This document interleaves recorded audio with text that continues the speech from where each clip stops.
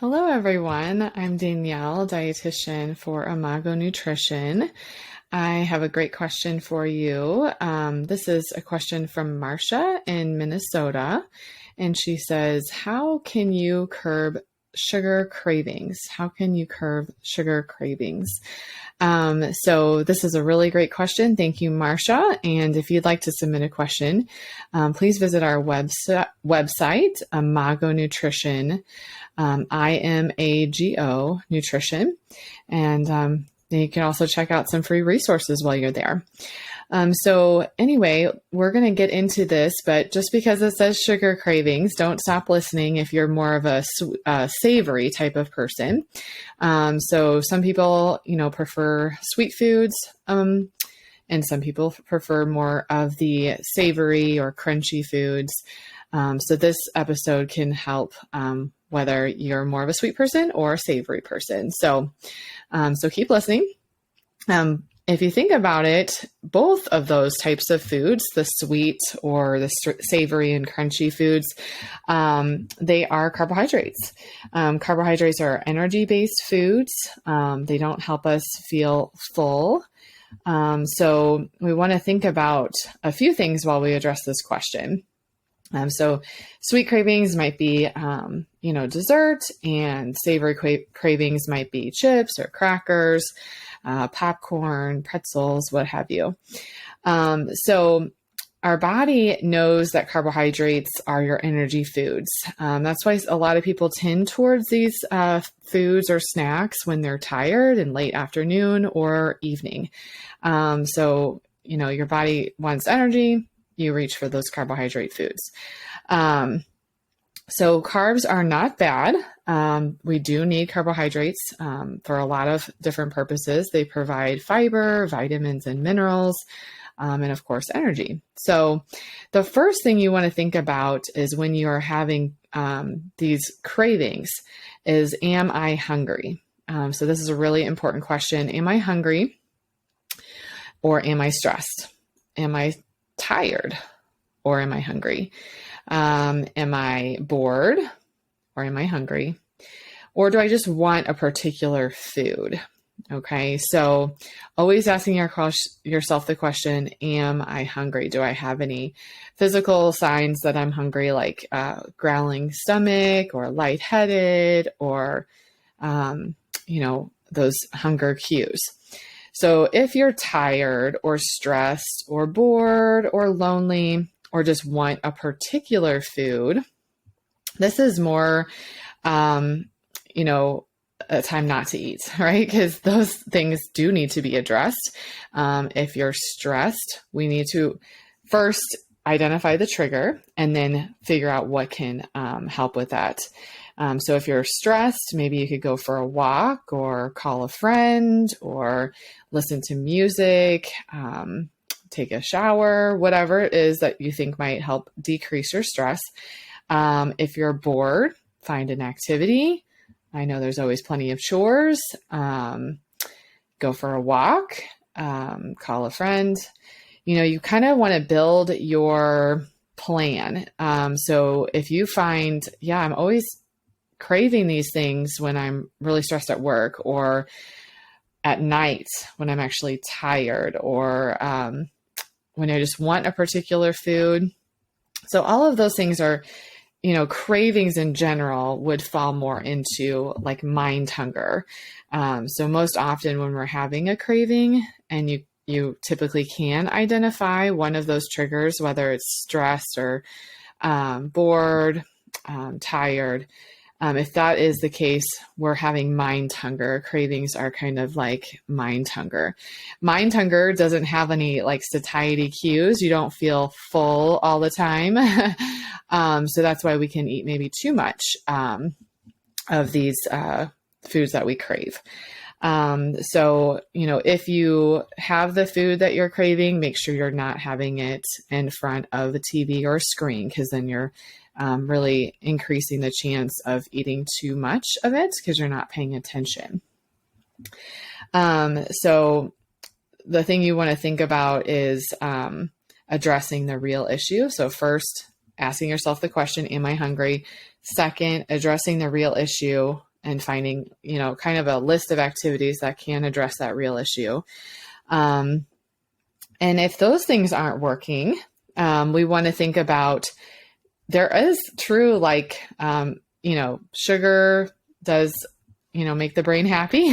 So it can be a real addiction feeling. And you just may want something, crunchy. My husband's more of the savory person and I'm more of the sweet person. So he would rather end on a savory bite and I'd rather end on a sweet bite. So when you do feel like you really just want that sweet taste after a meal, or you really just want that savory taste after a meal, we think about more so just decreasing a frequency. So for our family, we just have worked on decreasing the frequency of desserts. I have 2 small children, and there's always holidays or birthday parties or what have you, where they want things. Maybe they see their friends have a piece of candy and then they want a piece of candy.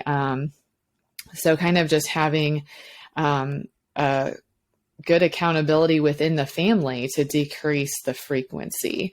So just not having it available every night. And when you have it less, you do crave it less. So if you don't find that you are craving it less, you probably do need to decrease the frequency more.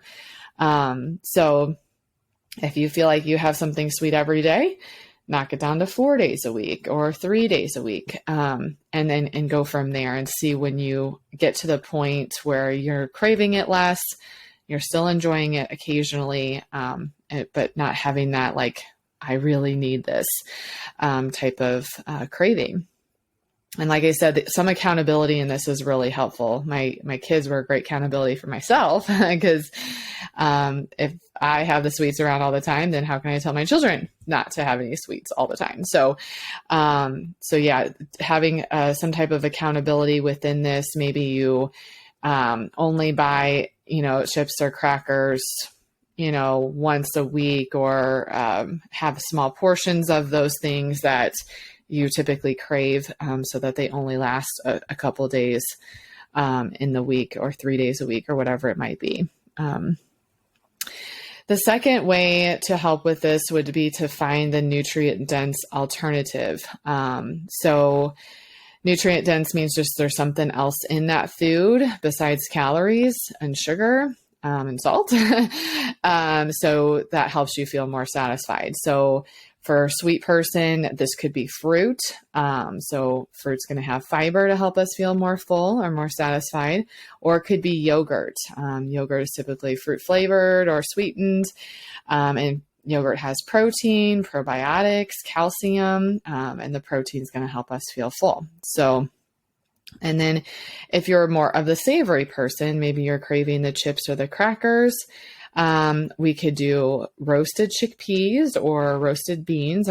You've seen those. They're all in the different chip flavors, like barbecue or honey roasted or rock and ranch or whatever it might be. So those are really great alternatives because they have protein and fiber. And the typical chip doesn't have either of those. So you are going to feel more satisfied having the roasted beans. Once again, you can't be in front of the TV because you won't notice until you're really full, if you're switching out the beans for the chips. Another savory option could be veggies and dip. So like carrots and ranch, or cucumbers and hummus, whatever it might be. And my coworker has a fun one. It's veggie chip. Veggie chip. So if you still want those chips, once again, you're just decreasing the amount. You have one veggie, one chip. So that's kind of fun to remember. Other option could be like a high fiber cracker, like Triscuits and cheese. So the protein in the cheese and the fiber in the Triscuit. Or it might be a high fiber cracker with peanut butter. And once again, the protein would be the peanut butter. So that's the second thing that can help. So first was the decreasing the frequency. Second is to find the nutrient dense alternative. And then third would make sure you're getting enough throughout the day. Okay. So we may be craving these things because we're not actually getting enough in our body. And that could be enough energy foods. Like I said, maybe you feel like carbs are bad and you're trying to decrease them throughout the day, and you've gone too low in carbohydrates. So if you are not getting enough of those energy-based foods throughout the day, then you can have stronger cravings at night or mid-afternoon or wherever it might be. And so trying to have that small energy-based foods with each meal, instead of just trying to avoid carbohydrates. And then getting enough protein and fiber. This is most common for most of my clients. We're not getting enough protein or fiber. So protein, a good just quick goal to aim for would be 20 to 30 grams of protein per meal. So 20 grams to 30 grams of protein per meal. That's challenging for most people for breakfast. You think about your breakfast foods, those are mainly carbohydrate based. So you really have to think outside of the box to get some protein for breakfast. Could be dairy, it could be nuts or nut butter, eggs, turkey sausage, cheese, hard-boiled eggs. So there's plenty of options out there. And even more so now, you can find protein in your waffles or protein in your pancakes or what have you. So thinking about, am I getting enough protein throughout the day? And then second, am I getting enough fiber? So a quick fiber goal would be aiming for 25 to 30 grams of fiber per day. That's, going to be in your fruits and vegetables. So aiming for half your plate of vegetables, half of your plate of non-starchy vegetables for twice a day. Okay. So lunch and dinner. And then, 2 fruits a day. That really is going to help us feel really satisfied if you're not doing that right now, and decrease our feeling of hunger at night or cravings. If you haven't already listened to the episode we have on intermittent fasting, that's kind of helpful to think about just as a motivation to, I've been saying, most of the snacking is happening or cravings is happening at night or afternoon, after lunch per se. So thinking about the intermittent fasting, it's better for your body to digest food during the day and early day, not at night. So check out that episode if you want to learn more about that. But just in general, snacking at night, you're not going to recover. Your body and your cells are not going to recover as well. You won't sleep as well if we're snacking late at night. So I think that is kind of all I had for you today. I hope that helps with your question, Marcia, as far as how can I decrease my sugar cravings, or if you have savory cravings, that can help you as well. So, we started off with it, mindful eating habit questions. Am I hungry? And then really addressing that root issue. And then, if it's still persisting, what to do. So decreasing frequency, finding the nutrient dense alternative, and then making sure you're getting enough throughout the day. So if you want more of that, I love to talk through some of those nutrient dense alternatives, or like sweet treats that are really good for you. Like one example real quick is taking an overripe banana that you don't think you would like, and peeling it, putting it in the freezer, and then putting it in a blender with some unsweet cocoa powder and a splash of milk just to get it to blend. So there you have chocolate ice cream, and it's just a banana. So you got some natural sugar from the fruit that's sweetening the unsweet cocoa powder. So that unsweet cocoa powder is not that hot chocolate mix. Unsweet cocoa powder, frozen banana, splash of milk, and there you got a little treat.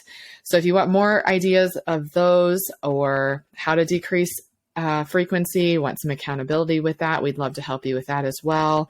Or just making sure you're getting enough throughout the day. If, these cravings are really hard for you to get a handle on, we'd love to take a look at, I call it a nutrition assessment, just looking at those meals throughout the day and making sure your body is being fueled properly. So I hope you guys have a great rest of your day, and I'll talk soon.